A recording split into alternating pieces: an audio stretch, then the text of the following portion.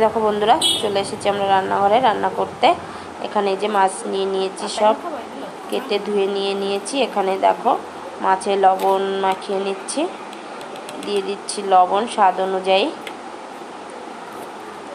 এবার দিয়ে দিচ্ছি হলুদের গুঁড়ো,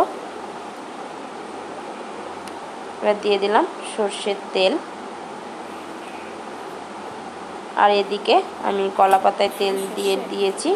ভালো করে হাত দিয়ে এইভাবে সম্পূর্ণ কলা পাতায় তেলটা ভালো করে মেখে দেব, না হলে মাছটা লেগে যাবে। আজকে একদম ভিন্ন স্বাদের একটা রেসিপি রান্না করব।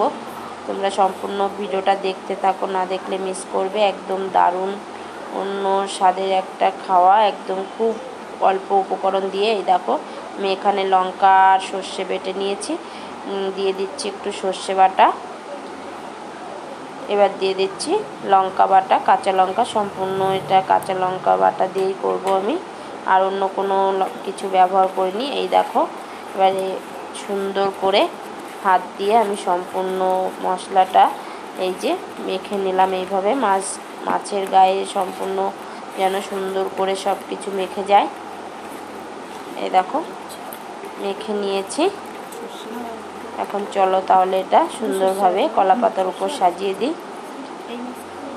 এই দেখো এখন একে একে আমি এইভাবে দেখো মাছগুলো পরপর সাজিয়ে দিচ্ছি কলা পাতার উপরে।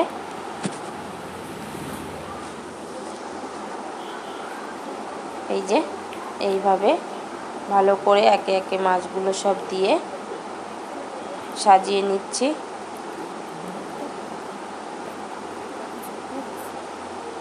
বন্ধুরা, তোমাদের একটা জিনিস বলে রাখি, কলা পাতাটা কিন্তু একটু ভর্তি হতে হবে, মানে একদম কচি কলা পাতা হলে হবে না, তাহলে ভালো হয় না, খুব তাড়াতাড়ি পুড়ে যায়। এই দেখো এরকম ধরনের কলা পাতা নিতে হবে। এই যে আমি সম্পূর্ণ মাছটা সুন্দর করে সাজিয়ে দিয়েছি। আর ওদিকে আমি আজকে বেগুন দিয়ে যেহেতু রেসিপিটা করব, বেগুনটাও কেটে ধুয়ে রেখে দিয়েছি। এখন চলো বেগুনটা আমি একইভাবে সম্পূর্ণ মশলা দিয়ে মেখে নিই। এখানে নিয়ে নিয়েছি আমি বেগুন। এবার এর ভিতর দিয়ে দিচ্ছি লবণ, দিয়ে দিলাম হলুদ,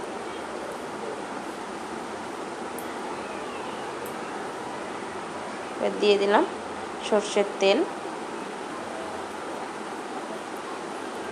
এবার দিয়ে দিলাম বাদবাকি সর্ষে আর লঙ্কা বাটাটা দিয়ে এবার সুন্দরভাবে এইভাবে মেখে নিচ্ছি। এই দেখো একদম বেগুনটা সুন্দর করে মেখে নিয়েছি। এবার চলো তাহলে এটাকেও সাজিয়ে নিই কলা পাতার উপরে। এই দেখো মাছের সাইড দিয়ে দিয়ে এইভাবে বেগুনগুলো সব আমি সাজিয়ে নেব। এই দেখো মাছের উপরে দেব না, কারণ মাছের উপরে দিলে মাছটা ভেতরে একটু কাঁচা থেকে যাবে, সিদ্ধ হবে না। তার কারণে আমি এই যে ফাঁকা জায়গা দেখে দেখে সুন্দরভাবে বেগুন সব সাজিয়ে নিচ্ছি।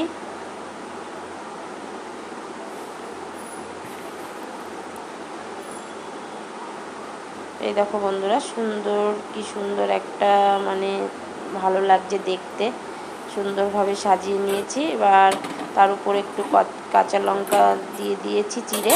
এখানে কড়াই বসিয়ে দিয়েছি, কড়াইটা গরম হওয়ার অপেক্ষা করব। দেখো কড়াই গরম হয়ে গেছে। এবার দিয়ে দিচ্ছি এর ভিতরে একটা কলা পাতা। এবার আমি এই দেখো বন্ধুরা, আমি এবার এই যে দিয়ে দিয়েছি এর ভিতরে কলা পাতা। এইভাবে দিয়ে আস্তে আস্তে খুন্তিটা দিয়ে আমি এইভাবে চেপে দেবো, যাতে কড়াইয়ের গায়ে এটা সম্পূর্ণ কলা পাতাটা বসে যায়। এবার আমি ঢাকা দিয়ে দিচ্ছি। দেখো কিছুক্ষণ এইভাবে ঢেকে আমি সিদ্ধ করে নেব। এই দেখো সিদ্ধ হয়ে গেছে, এক পিঠ কি সুন্দর ফুটে উঠেছে।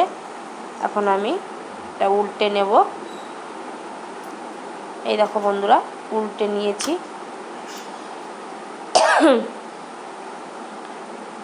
এই দেখো কতটা সুন্দর একদম উঠে গেছে, তোমাদেরকে দেখাচ্ছি। এই যে বন্ধুরা, এটা আমার রেসিপিটা প্রায় তৈরি হয়ে গেছে। চলো, আজকের রেসিপি তৈরি হয়ে গেছে, তাহলে আজকের জন্য টাটা, বাই বাই।